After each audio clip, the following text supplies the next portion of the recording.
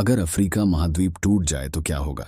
दोस्तों, राजनीति और राष्ट्रीय सीमाएं हमेशा बदलती रहती हैं, लेकिन क्या आपने कभी एक महाद्वीप को लगभग टूटते हुए देखा है? ऐसा संभव है, और यह अब अफ्रीका के साथ हो रहा है। 2005 में महाद्वीप का 60 किलोमीटर लंबा टुकड़ा 10 दिनों के अंदर फट गया और तब से फैलता जा रहा है। अंत में भूमि पूरी तरह से टूट जाएगी, एक नए समुद्र को जन्म देते हुए। दोस्तों, आप देख रहे हैं कैसा होगा, और यहां है कि अगर अफ्रीकी महाद्वीप टूट गया तो क्या होगा। हमारे प्लैनेट का चेहरा लगातार बदल रहा है, धरती की टेक्टोनिक प्लेटों के चलते, लेकिन यह बहुत ही कम नजर आता है। 2005 के बाद के वर्षों में धरती के और कई देशों में जगह जगह दरारें खुल गई हैं, जिससे उनकी जनता के बीच डर पैदा हुआ है। दोस्तों, लेकिन जैसा कि डरावनी लगती है, विशेषज्ञ कहते हैं कि ये हमें हमारे दुनिया के कैसे बनी है उसके बारे में बहुत कुछ सिखा सकती हैं। क्या आपने पूर्वी अफ्रीकी दरार के बारे में सुना है?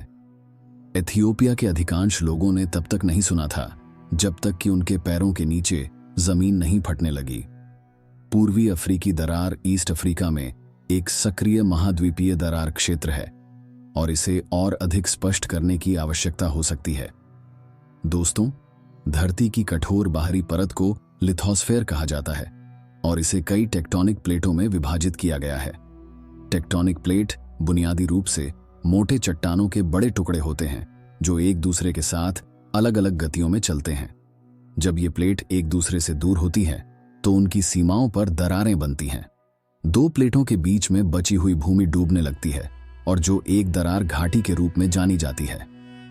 पूर्वी अफ्रीकी दरार के मामले में अफ्रीकी टेक्टोनिक प्लेट दो छोटी प्लेटों में बट रही है, सोमाली और न्यूबियन प्लेट्स।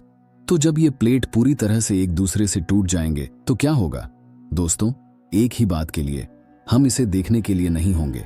सतही दरारों के तेज दिखाई देने के बावजूद भूविज्ञानी कहते हैं कि महाद्वीप पूरी तरह से टूटने में लगभग 10 मिलियन वर्ष लगेंगे।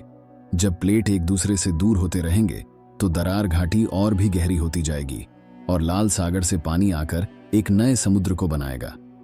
अफ्रीका का क्षेत्र सूज इथियोपिया और सोमालिया के कुछ हिस्से एक नए द्वीप के रूप में बह जाएंगे। दोस्तों, इसका हम सभी के लिए क्या मतलब है? जो लोग दरार के साथ रहते हैं उन्हें और अधिक कठिनाइयों का सामना करना पड़ सकता है।